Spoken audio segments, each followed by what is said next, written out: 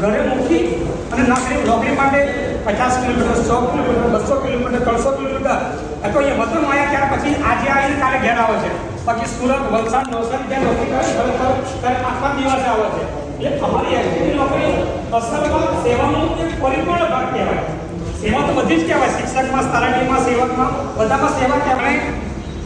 એસટીની જે પ્રક્રિયા કહેવાય, તમે સરકારી નોકરીમાં તમને નિમણૂક આપે કોઈ ડિપાર્ટમેન્ટમાં, તો વહીવટી પ્રક્રિયાના અનુસંધાનમાં તમને ફરજ, તમને ભરતી, બદલી અને નિવૃત્તિ એક આ વહીવટી પ્રક્રિયા છે.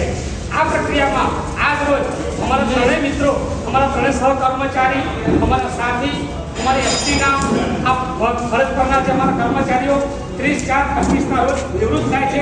એ માટે આપ સૌને અમારા વતી, એમના વતી જે બોલાવવામાં આવ્યા છે, આપ સૌ પોલીસ સંઘમાં આવ્યા છો અને રિટાયરમેન્ટ માટે એક એવું વસ્તુ છે કે ખુશીના સમાચાર ખરા.